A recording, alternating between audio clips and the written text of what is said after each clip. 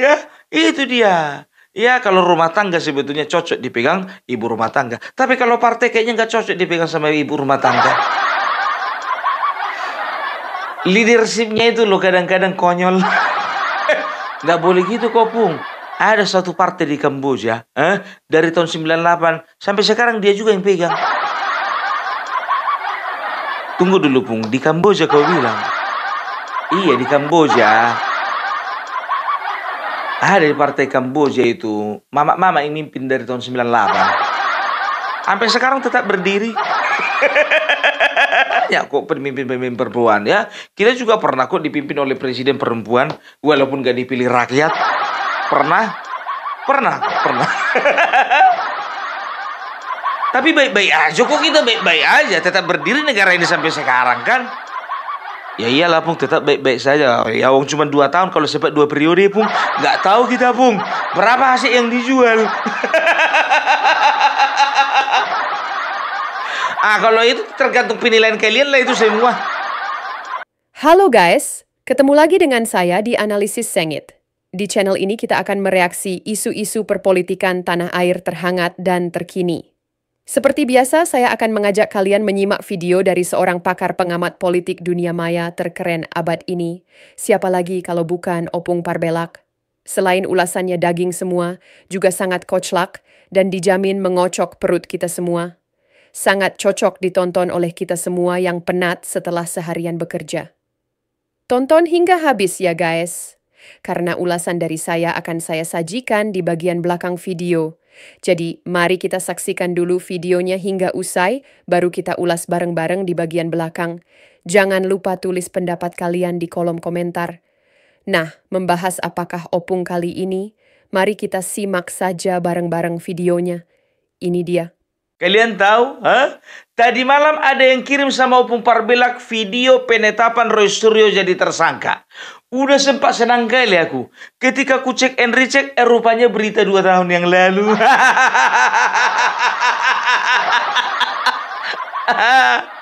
Ku bilang lah ya kan, ku balas lah. Pak, itu berita 2 tahun yang lalu. Sampai sekarang nggak ada jawabannya, nggak ada dibalasnya WA aku itu. Jadi kita harus cerdas. Kalau kita terima postingan-postingan seperti itu, apalagi broadcastingan dari dari WhatsApp ya, kita harus hati-hati. Jangan kita terjebak ya. Apalagi konten-konten kreator, kalau sempat contohnya dibikin konten, ya kan, Roy Suryo sudah ditetapkan jadi tersangka, kan malu kita. Rupanya dia lagi sarapan sama istrinya. Kan begitu. Ya sekarang kalau misalnya ditetapkan jadi tersangka, aku juga nggak yakin itu di videonya itu. Karena di video itu cuma Roy sendiri. Yang ditetapkan jadi tersangka itu maunya 5-5-nya dong. Kalau 5-5-nya ditetapkan jadi tersangka nyampe videonya sama aku, percaya aku. Jadi kita harus cerdas ya. Jadi pastikan dulu setiap informasi yang kalian terima itu, pastikan dulu sumbernya dari mana, kapan video itu diedarkan atau dipublish gitu. Tahu aku kalian benci sama Roy Suryo, tahu. Tapi jangan kita seperti mereka. Kita manfaatkan kebohongan untuk mengekspresikan kebencian kita, nggak boleh. Nah sekarang aku bukan mau bahas Roy Suryo. Walaupun openingnya Roy Suryo, Opung Parbelak kan begitu. Kadang-kadang openingnya semangka, nggak taunya isinya durian. Nanti closing statementnya itu belimbing.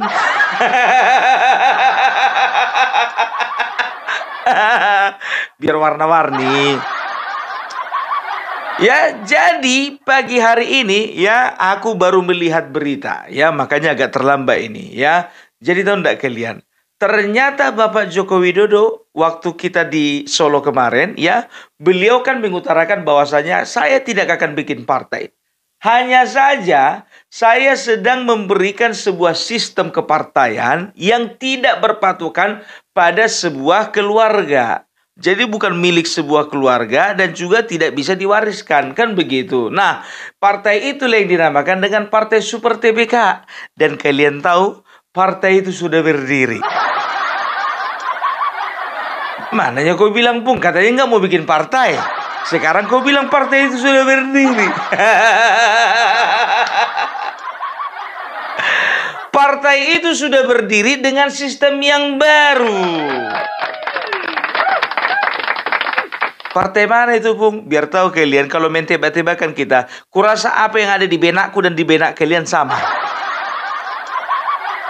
Kan begitu. Siapa lagi kalau bukan partainya Kaisang? Otomatis yang menerima saran dari seorang Joko Widodo itu pasti anaknya. Karena salah seorang anaknya adalah ketua umum sebuah partai di Indonesia ini. Partai Solidaritas Indonesia atau PSI akan menggelar pemilu raya untuk memilih ketua umum secara langsung dengan konsep satu anggota satu suara. Pemilu raya akan menjadi awal bagi PSI untuk menjadi partai super terbuka. Sebuah partai yang dimiliki oleh semua anggota, bukan partai milik keluarga atau elit tertentu saja. Pemilu raya adalah bagian dari cara PSI untuk bertransformasi dan beradaptasi dengan tuntutan zaman. PSI akan terus mencoba menyesuaikan diri dengan keinginan masyarakat, terutama anak muda yang ingin berpartisipasi secara langsung dalam menentukan arah politik. Momentum ini akan menjadi sejarah penting bagi kami untuk membangun sebuah tradisi politik baru. Dalam pemilu raya, semua anggota PSI akan punya hak yang sama, yakni satu suara untuk memilih calon ketua umum. Pemilihan akan menggunakan sistem online atau e-vote. Semua pemegang kartu anggota PSI dan juga warga masyarakat yang punya visi dan misi yang sama dengan PSI akan bisa mencalonkan diri menjadi ketua umum. Tapi ada syaratnya, yaitu mendapatkan dukungan minimal dari 5 Dewan Pengurus Wilayah DPW di tingkat provinsi dan 20 Dewan Pengurus Daerah DPD di tingkat kabupaten kota. Pengumuman pemenang pemilu raya akan kami sampaikan pada saat Kongres PSI di Kota Solo pada bulan Juli 2025. Tahapan-tahapan lain dari pemilu raya PSI akan kami informasikan melalui akun media sosial DPP PSI.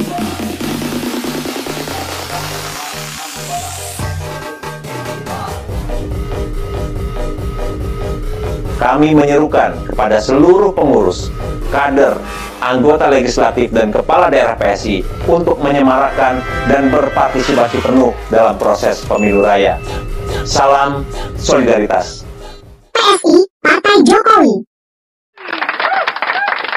Nah, jadi sistem Super TBK itu ya, kalau biar kalian tahu, biar kita simak sedikit ya. Super TBK itu adalah super terbuka. Jadi tidak ada saham perseorangan di situ. Semua anggota semuanya punya saham, kan begitu. Bukan cuma saham milik keluarga. Artinya apa? Semua anggota ya berhak untuk menjadi ketua umum. Gitu, dengan persyaratan ya mendapatkan dukungan dari, yang pertama udah pasti dong, dia itu punya KTA atau merupakan anggota yang sah dari Partai Solidaritas Indonesia, kan begitu. Nggak mungkin dong KTA-nya PDIP, nggak mungkin. Dia mau jadi ketua umum PSI tapi KTA-nya PDIP. Dipulangin dulu KTA-nya itu. Baru masuk dia ngambil KTA dari PSI. Nah, baru dia berhak untuk dicalonkan, kan begitu, atau mencalonkan diri sebagai ketua umum. Nah, persyaratan berikutnya apa? Persyaratan berikutnya sudah pasti ya, sang calon ketua umum mendapatkan dukungan dari 5 DPW ya, atau 5 daerah pimpinan wilayah. Itu berbicara tentang provinsi, 5 pengurus, atau 20 DPD, Dewan Pimpinan Daerah, yaitu Dewan Pengurus di kabupaten, kan begitu. Nah, sudah otomatis DPW-nya juga harus DPW PSI, bukan DPW PDIP. DPD-nya juga DPD PSI, bukan DPD PSI PDIP. Nah, jangan sampai salah alamat ya. pastikan dulu kalian itu keluar dari partai yang lama, masuk kalian ke PSI, kan begitu. Nah, itu baru betul, itu baru bagus. Dan aku tahu bakalan banyak ini. Opung Parbela, kau partai apa? Aku bukan partai apa-apa. Ku pastikan sampai kapanpun juga aku independen. Yakin kau Opung sampai kapan? Sampai pendirianku goyah. Tapi untuk saat ini jujur aja aku bilang, aku akan berusaha bagaimana aku bisa seindependen mungkin. Karena aku nggak mau mihak ya di partai yang ini, partai yang itu, partai yang ini, partai yang itu. Karena apa ya? Nanti akan berbicara kepentingan. Aku nggak mau seperti itu. Kita kan nggak menutup kemungkinan ya. Sebuah partai itu ada kelebihan, ada kekurangannya, kan begitu. Kalaupun ada orang yang terbaik, pasti juga ada orang yang terburuk. Nah, kalau kebetulan orang terburuk itu bikin ulah, ya kan? Nah, jadi mau aku bilang nggak bisa kan? Kalau aku masuk partai contohnya, berarti aku nggak bisa kasih kritik terhadap partaiku itu, kan begitu? Iya, sekali dikritik warning, dua kali kritik warning, 3 kali kritik dicabut kartu tanda anggota. Ya kan? Nah, lebih bagus kita independen aja kayak gini, bebas. Jadi ketika aku berbicara tentang keluarga Bapak Jokowi, ya itu menandakan bahwasanya aku lagi tidak berat sebelah dan tidak membela keluarga tersebut karena aku bukan bagian dari partai, kan begitu? Nah, ya, jadi ya kalau bisa dikatakan ini hati-hati ya. Ini adalah sebuah transformasi gitu loh. Mungkin nama tidak berubah, tapi sistemnya berubah. Dan ini yang bisa dikatakan ini yang dibutuhkan oleh rakyat. Ya, untuk memilih ketua umum saja pun ya ada istilah di mereka itu pemilu raya ya. Jadi memang betul-betul dipilih secara aklamasi ya, secara suara terbanyak, bukan di dalam gedung tapi melalui e-vote. Gitu, milihnya lewat online. Jadi semuanya berhak milih. Itu dia ya. Nah, kalau sementara kalau partai-partai lainnya itu kan ada partai memang milik pribadi, kan begitu. Ya terang-terangan aja kita Nasdem, Perindo, Gerindra ya. Setelah itu ada partai-partai lainnya ya. Tapi kalau bicara tentang kebersamaan ya, itu mungkin lebih cenderung ya seperti PAN, PKB ya, dan juga ada beberapa partai lainnya. Aku ngomong yang besar-besar aja,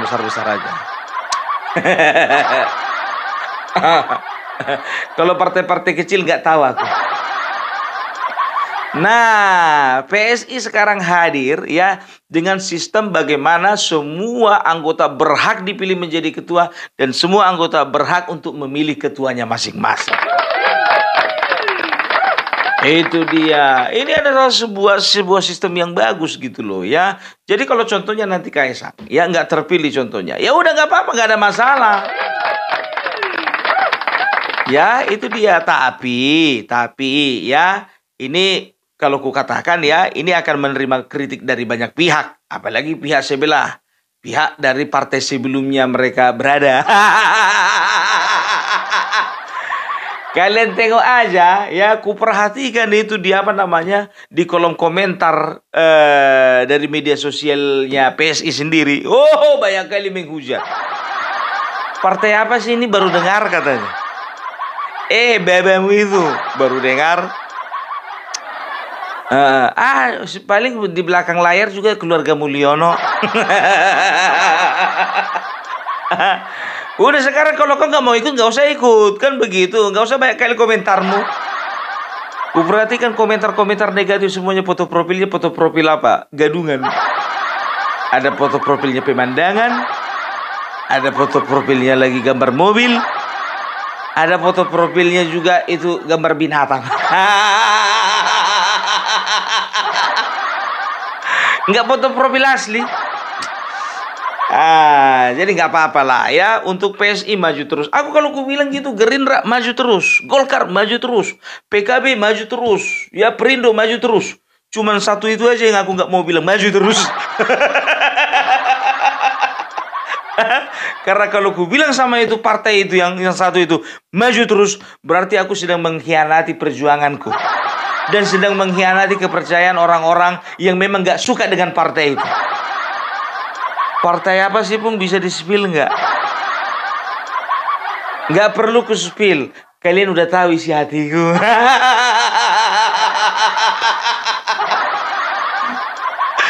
Nah, sekarang kita masuk ke fase yang lebih serius lagi. Jadi dari tadi itu nggak serius Pung, bercanda-bercanda aja. Itu tadi cuma opening. Cuma Opung Parbella lah yang bikin opening lebih dari 10 menit. Kalau yang lain itu openingnya cukup 30 detik. Opung Parbella itu kalau bikin konten openingnya 10 menit. Isinya 20 menit. Closing statementnya 10 menit. Makanya sekarang video Opung Parbella rata-rata 40 menit. Dan itu bukan keinginan Opung Parbella, tapi keinginan daripada follower. Pernah ku bikin video 18 menit. Bagi kami para YouTuber 18 menit itu udah panjang. Tapi komplain dari mereka langsung japri, Pung, kok pendek kali videonya. Makanya kalau kalian perhatikan videoku rata-rata 30 menit. Biar puas sekalian. Soalnya ada yang komentar, Pung, aku kalau dengar kau dengar kontenmu itu Pung sambil kerja, sambil nyetir, sambil masak, sambil nyuci, sambil melakukan kegiatan-kegiatan lainnya, sambil tidur-tiduran. Nah, semua kegiatan itu kan membutuhkan waktu yang lama. Ada pernah kalian tengok orang lagi nyuci baju itu cuma 5 menit? Atau 8 menit? Rata-rata 30 menit. Jadi keinginan mereka aku menemani hari-hari mereka. Udah aku bikin 2 biar tahu kalian video tuh pagi dan juga sore. Mereka minta tambah kalau bisa siang bikin juga lah Pung. 3 kali sehari. Untuk apa aku bilang? Biar ada menemani kami makan siang. Coba bayangkan kalian. Atau sekalian aja lah masukkan aku ke kakak kalian. Gitu aja lah sekalian. Biar selalu aku berada di samping kalian. Aduh, ya sekarang kita masuk ke yang lebih serius lagi. Jadi ini adalah sebuah ancaman. Bagi Gerindra pun bukan. Bagi Golkar juga bukan. Bagi PKB bukan juga. Jadi bagi siapa pun? PDIP.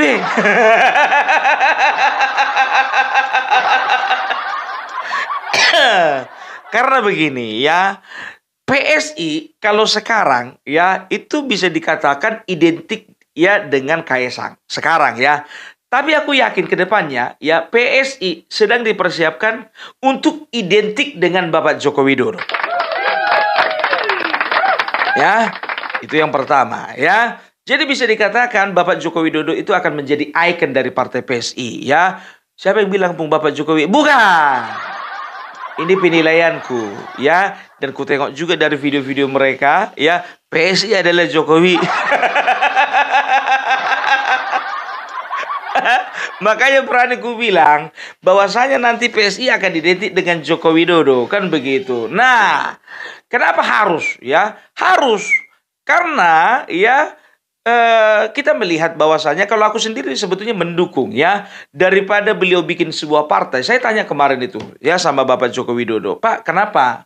Bukan saya sih, sebetulnya kami gitu ya. Kami bertanya kepada beliau, kenapa nggak bikin partai aja sekalian? Saya bilang begitu. Kalau bikin partai, kenapa nggak dari kemarin tahun 2014 atau 2019?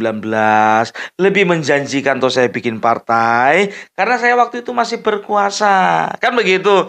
Nah sekarang, kalau kita mau bikin partai, paling tidak anggarannya sekitar 2 atau 3 triliun per tahun untuk menghidupi partai tersebut. Nah, jadi karena memang beliau itu mengatakan, duit dari mana?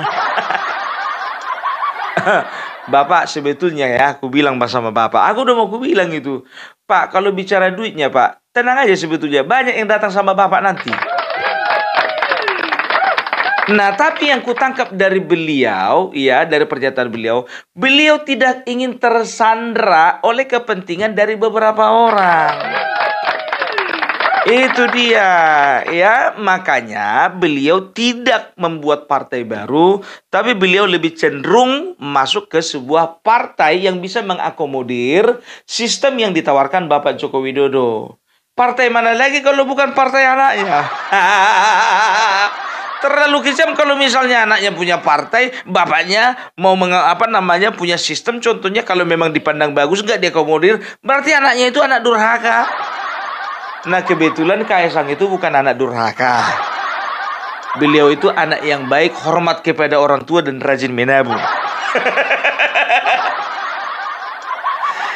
Dan kita setuju, ya, kita setuju kalau Bapak Joko Widodo itu, ya, lebih menempatkan dirinya di PSI daripada kembali lagi ke PDIP.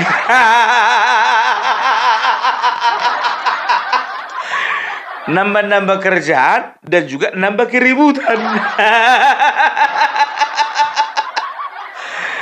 Bagi sebagian orang yang iseng, sebetulnya kepengen sekali Bapak Joko Widodo masuk lagi ke PDIP. Kan begitu, langsung melamar jadi ketua umum.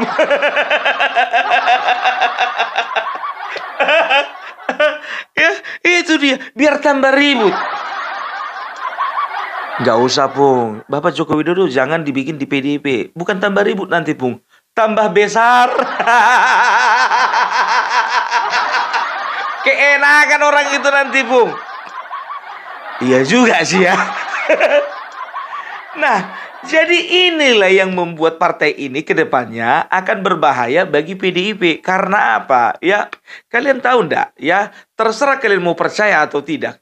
Di dalam PDIP, baik kader, baik pengurus, itu masih ada beberapa, bahkan banyak di antara mereka yang isi hatinya itu masih isi hati Jokowi.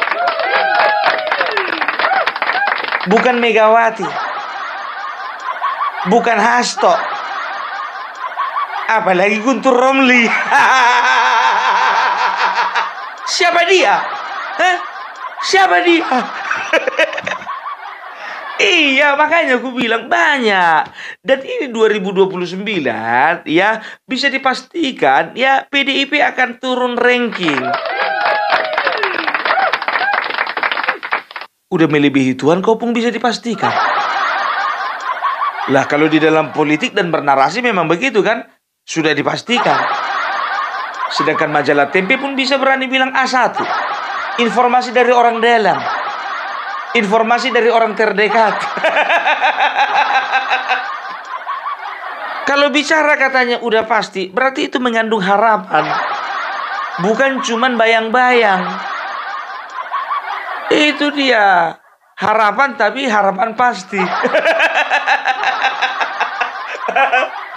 Ya, ini berbahaya bagi PDIP. Karena apa? Ya, karena bagi orang-orang yang masih simpati dengan Bapak Joko Widodo, yang sampai sekarang masih terkoneksi dengan Bapak Joko Widodo, ya, mereka akan menemukan kolam baru.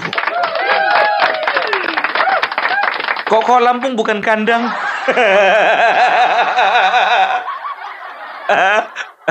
Ya iyalah, kolam baru lah, ya. Contohnya, ya, misalnya ikan koi. Ada yang pernah melihara ikan koi di kandang?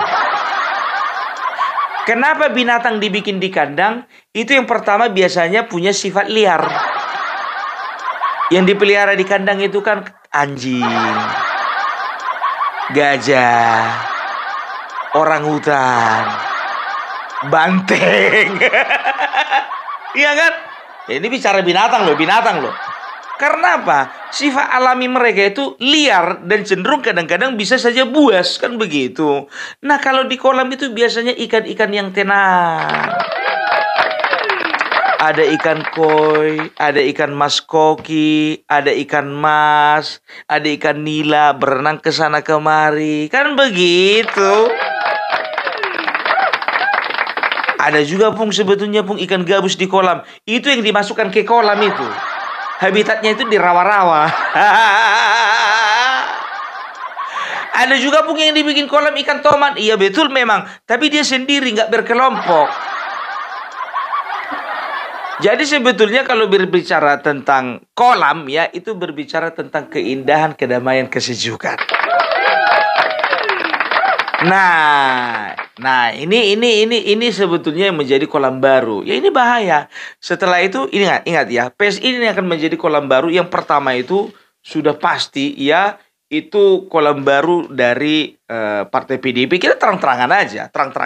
Masih banyak yang simpati dengan Bapak Joko Widodo. Setelah itu bagi siapa? Ya, bagi orang-orang non partai yang bisa tertarik masuk ke partai. Contoh, ya, beberapa orang sudah telepon sama aku. Pung, aku ini dulu seorang profesional. Aku ini seorang lawyer. Aku ini seorang guru.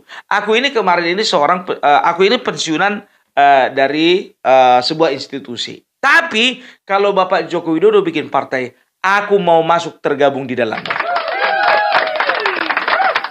Ini dia, ya, akan ada ini menjadi kolam bagi simpatisan-simpatisan Bapak Jokowi yang non partai. Itu dia, ya. Perhatikan, ya, akan banyak kalau ku katakan. Karena apa? Karena mereka sampai sekarang mendesak aku untuk minta KTA. Ku bilang Bapak Jokowi nggak bikin partai. Kalau Bapak Jokowi bikin partai, aku udah sodorkan kemarin, Pak. Aku aja yang cetak KTA-nya ya. Ku bilang, jujur. Nah ternyata beliau nggak bikin partai. Jadi jangan minta KTA sama aku. Kemungkinan besarnya beliau itu ya akan menjadi katakanlah ketua Dewan Pembina dari partai PSI. Kan begitu. Nah sama PSI minta dong, jangan sama saya. Setelah itu, ini kolam baru untuk siapa lagi? Untuk orang-orang atau kader-kader ya yang pernah berpartai di partai sebelumnya ya, tapi mungkin karena satu dan lain hal ya, mereka tidak mau lagi masuk ke dalam partai tersebut dan mereka sedang mencari partai baru menjadi pelabuhan atau menjadi kolam baru. Nah, ini yang menjadi target utama juga dari PSI, kan begitu ya. Mungkin aja ya kecewa dengan Demokrat, ada yang kecewa dengan Golkar, ada yang kecewa dengan PKB, ada yang kecewa dengan Perindo contohnya, atau mulai nggak cocok lagi dengan Perindo, nggak cocok lagi dengan P3, nggak cocok lagi contoh katakannya dengan partai Nasdem ya. Udah, ini akan menjadi kolam baru bagi mereka. Betul. Gitu. Dan ini punya potensi untuk besar. Karena apa? Ya, karena caleg-caleg potensial itu akan melirik. Ya, mata masyarakat tertuju ke mana? Sekarang ini mata masyarakat ya hampir 60% matanya tertuju kepada Bapak Joko Widodo. Dan caleg-caleg potensial, calon-calon kepala daerah potensial, pasti mereka akan melihat peluang. Ya, mereka akan lebih percaya diri ketika memilih sebuah partai yang ikonik dan juga bisa dekat ke masyarakat. Itu dia. Kalau yang sebelah sana partai Wong Cilik itu kayaknya udah gak ada harapan lagi tuh. Karena banyak Wong Cilik ya sudah tidak lagi merasa ya diakomodir oleh partai banteng tersebut. Gitu loh ya. Jadi pokoknya ya ini ancaman bukan Gerindra, ancaman bukan untuk PD, bukan untuk Demokrat, ancaman bukan untuk partai-partai yang lain ya. Tapi ini menjadi ancaman bagi cuma satu partai itu aja gitu loh ya. Dan juga ini menjadi ancaman bagi partai-partai yang non parlemen ya, seperti Hanura, Perindo, P3. Ini ancaman bagi mereka sebetulnya. Ya karena apa? Dipastikan mereka makin terpuruk. Ya, perhatikan aja nanti. Jujur ku bilang ya, selama ini kenapa PSI tidak terlalu berkembang? Jujur aja ku bilang karena iya belum ada sosok yang terlalu kuat gitu loh ya, yang menjadi ikon dari partai tersebut. Tapi ini kalau ku perhatikan ya, perhatikan ini. Kalau nggak salah bulan Juni itu mereka akan adakan kongres. Di situ diumumkan siapa yang menjadi ketua umumnya ya, dan di situ akan lebih dipertegas lagi bahwasanya Bapak Joko Widodo akan menjadi ikon dari partai PSI. Itu dia. Ya, jadi maaf ya, agak kubongkar sedikit ya. Ya kan? Ini akan menjadi kolam baru dari PDIP. jadi kolam baru bagi simpatisan baru non partai, dan akan menjadi kolam baru bagi orang-orang X dari partai-partai tertentu gitu ya. Nah, pensiunan begitu juga banyak ini yang sudah calling-calling sama Opung. Pung, kalau Bapak Joko Widodo contohnya bikin partai atau beliau itu menjadi pengurus dari sebuah partai, kami akan masuk. Pensiunan apa, Bung? Pensiunan PLN.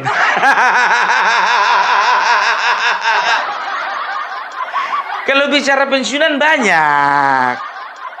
Udah ngerti lah kalian itu pensiunan yang kemarin nggak bisa milih, sekarang bisa milih. Ya kan, itu dia. Ya kita berharap ya ini menjadi kehadiran PSI dengan wajah baru, sistem baru, dengan ikon yang baru, ini bisa lebih memberikan warna di dunia perpolitikan di bangsa ini. Kau nggak ditawarin rupanya masuk, Pung. Udah aku bilang sama kalian, aku ini non partai. Ya, aku ini tidak akan pernah mengarahkan mengarahkan dukungan kepada partai manapun, tidak akan pernah. Tapi kalau berbicara di bilik suara lain cerita lah itu.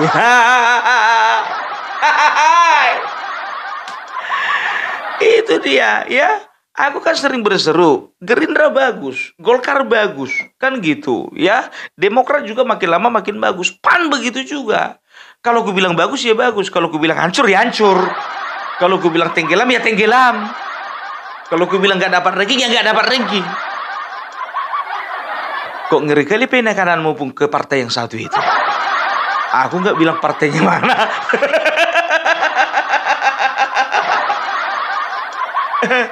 Kau Pung sekarang kau makin kelihatan kau antitesa dari partai itu. Tidak, aku bukan antitesa dari partai tertentu. Tidak, aku sayang mereka. Sayangku sama mereka. Cuman cara mengekspresikannya beda.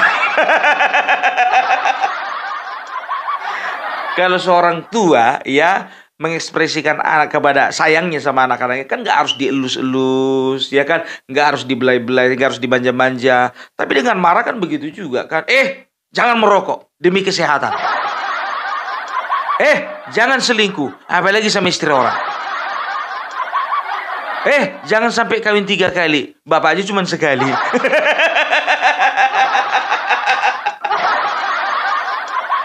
Marahnya positif, tanda sayang. Jadi begitulah aku mencerminkan rasa sayangku sama partai yang satu itu. Karena sayangnya, bukan karena benci. Penilaian kalian yang selama ini salah.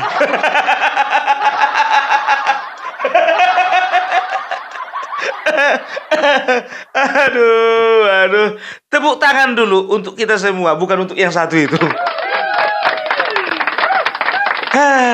Ya, jadi kalau aku katakan ya memang harus seperti itu gitu ya. Partai itu jangan cuma milik satu golongan tertentu. Kita udah capek kita. Aku nggak mempermasalahkan partai-partai yang lain ya. Semua ada plus minusnya. Semua ada nilai positif dan juga negatifnya ya. Tapi ini kan warna baru, nggak apa-apa ya. Mana tahu Golkar mau ngikut seperti itu. Tapi kalau partai-partai konvensional kayaknya agak susah itu. Apalagi partai yang pimpinannya emak-emak. Kalau mama-mama ini kan maunya semua diatur sendiri sama dia. Uang belanja diatur, uang sekolah diatur, ya, apalagi uang bensin suami diatur. Mau pergi liburan pun juga harus diatur mana hotel paling murah. Makan pun juga diatur mana makanan paling murah. Bukan paling enak, paling murah. Yang dilihat menunya bukan sebelah kiri, bukan daftar menu, tapi sebelah kanan, daftar harga.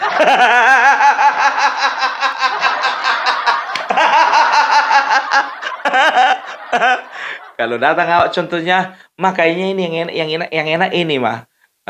Yang enak itu Pak, tapi matanya itu bukan ke menunya itu, ke daftar harganya. Kalau udah kalau kira-kira udah di atas 200.000 ke atas ya, itu banyak kali alasan untuk membatalkan. Dibilanglah tinggi kolesterol. Jangan kau makan itu Pak, asam uratmu. Jangan apa kayak ini nggak boleh daging-daging seperti ini Pak. Jaga kesehatan. Padahal tujuannya untuk menjaga rekening, biar jangan bocor rekening itu. Padahal lawat lagi selera ya kan begitu kan? Ya kan kadang-kadang kita kan kepengen juga makanan-makanan ya. Kalau di hotel kan makanan mana ada yang murah, mahal-mahal semuanya. Apalagi kalau udah berbicara daging-dagingan kan 200.000 ke atas. Ya, kalau kita di hotel kan bukan berbicara bintang-bintang banyak uangmu, bukan. Kadang-kadang malas kita keluar kan begitu. Apalagi kita di daerah orang lain contohnya. Kayak di Jakarta kemarin itu, ku tengok lah mau di mana lah cari makan. Depan jalan tol. Di belakang jalan tol. Mana tukang jualan cendol di sini? Nggak ada. Mana lah tukang jualan buat akor di sini? Nggak ada. Harus pesan Grab kan begitu kan. Udahlah makan di hotel aja kan begitu. Ya kadang-kadang kepengen kita makan yang enak-enak kan begitu. Datanglah istri kita. Ya kan tetap dibatasi. Padahal udah jauh-jauh. Udah jauh-jauh ini kita. Dari Sumatera ke Jawa. Yang dipesan tetap juga nasi goreng. Ngapain jauh-jauh ke kampung orang cuma pesan nasi goreng mama? Hari si mama te kumaha tuh mama.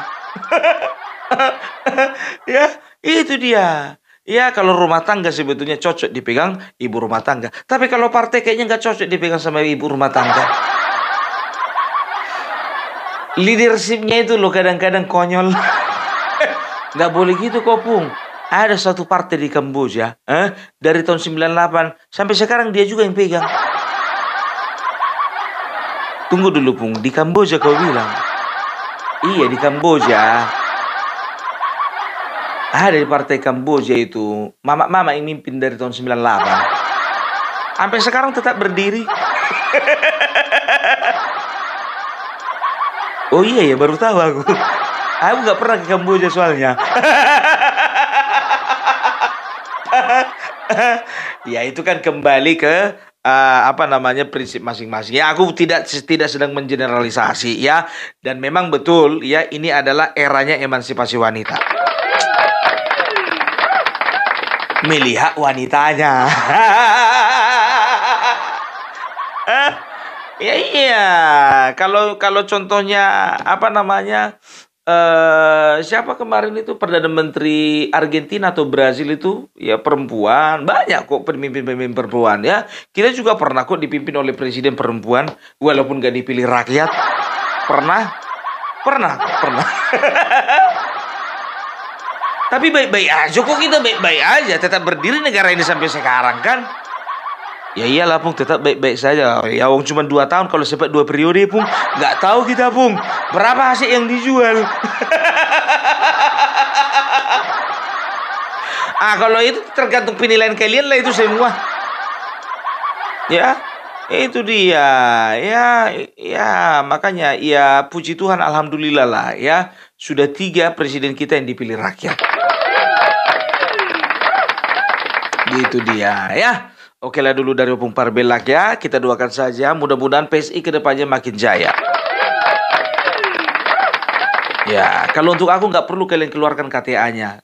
Cukup untuk istri dan juga keluarga-keluargaku yang lain. Ya itu aja. Kalau untuk aku nggak usah. Keluargaku aja bikin KTA-nya.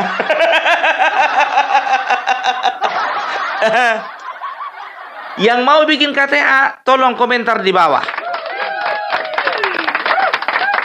Tapi kalau nggak mau bikin KTA, tapi pilihannya juga ke situ juga, nggak apa-apa.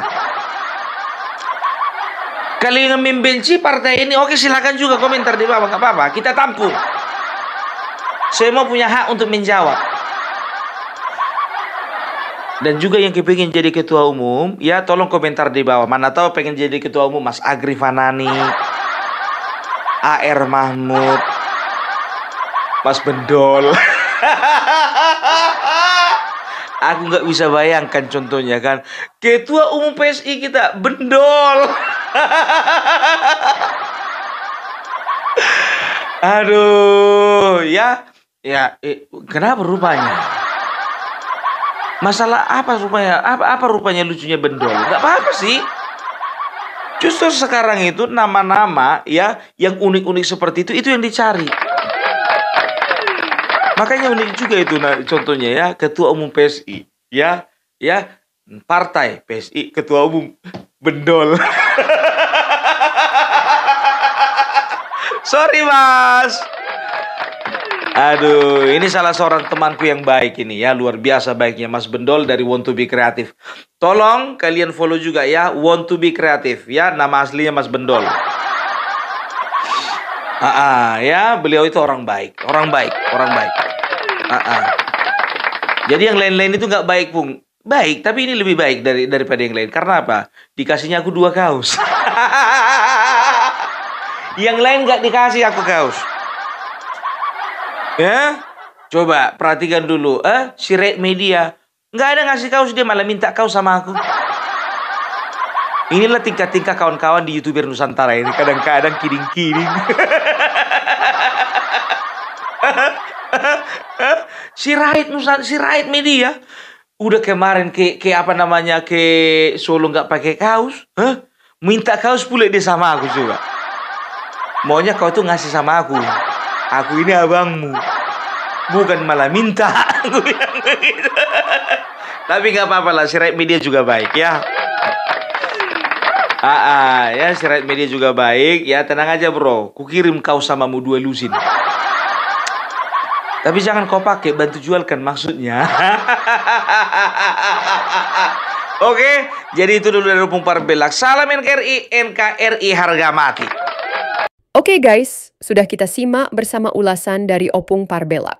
Seperti biasa, selain ulasannya sangat detail dan mendalam, juga sangat koclak. Selalu mengocok perut kita semua. Jadi, walaupun berlama-lama kita menyaksikannya, tapi kita tidak pernah merasa bosan. Dari awal sampai akhir isinya daging semua. Jarang loh yang isinya daging semua kayak gini. Dijamin plok. Hahaha. Oke guys, dalam video yang barusan kita saksikan, Opung Parbelak mengulas tentang kemunculan Partai Super TBK yang digadang-gadang akan dideklarasikan secara resmi pada bulan Juni. Dalam gaya khasnya yang ceplas-ceplos tapi tajam seperti silet baru diasah, Opung membedah betapa kehadiran partai ini bisa menjadi batu sandungan serius bagi partai-partai lama, terutama bagi Partai Banteng yang selama ini dikenal sebagai penguasa lapangan dengan akar rumput yang kuat. Opung dengan gamblangnya menyebut bahwa kemunculan Partai Super TBK ini tidak bisa dianggap remeh karena membawa semangat baru, wajah baru, serta kemungkinan besar juga backing politik dan modal yang bukan kaleng-kaleng. Kita tahu bahwa dalam lanskap politik Indonesia, kemunculan partai baru sering dianggap seperti bunga yang mekar sesaat. Indah di awal, lalu layu karena tidak sanggup bersaing dengan kekuatan lama yang sudah mendarah daging. Tapi Opung justru melihat Partai Super TBK ini seperti bibit unggul yang ditanam di tanah subur. Dalam teori politik modern, kemunculan partai baru bisa menandakan adanya kekosongan representasi atau kejenuhan terhadap partai lama. Hal ini senada dengan gagasan partai protes dalam ilmu politik, di mana masyarakat mencari alternatif karena merasa suara mereka tidak lagi terwakili oleh partai lama. Yang menarik adalah ketika Opung menyandingkan kemunculan Partai Super TBK ini dengan figur Jokowi. Dalam ulasan penuh satire tapi mengandung makna dalam, Opung menggambarkan bagaimana citra Jokowi yang sederhana, merakyat, tapi kuat secara politik telah dimanfaatkan oleh berbagai pihak untuk mengangkat nama dan pengaruh. Jokowi seperti magnet politik, kemanapun dia bergerak, kutub kekuasaan pun ikut berubah. Di sini, Opung tampak sedang bermain dalam ranah politik simbolik, yaitu bagaimana tokoh tertentu dijadikan lambang yang mewakili harapan, nilai atau arah politik tertentu. Analogi yang tepat adalah seperti seorang pemain bola yang sudah pensiun, tapi masih dipakai namanya buat jualan jersey. Karena daya tariknya masih besar, walau dia tidak lagi main langsung di lapangan. Dalam video ini, Opung juga menyinggung dengan nada canda serius tentang TBK dalam nama partai ini. Kalau biasanya TBK itu identik dengan perusahaan terbuka, kali ini dibawa ke dunia politik. Tapi, disinilah letak kelicikan politik masa kini. Dunia politik dan bisnis sudah makin tipis batasnya. Dalam istilah sosiologi politik, ini disebut korporatisasi politik. Sebuah gejala di mana partai politik tidak lagi semata-mata berjuang untuk ideologi atau aspirasi rakyat, melainkan menjadi kendaraan bisnis dan kepentingan elit. Opung secara sarkastik menyebut bahwa ini bukan lagi soal ideologi, tapi siapa yang bisa jualan paling laris di pasar demokrasi.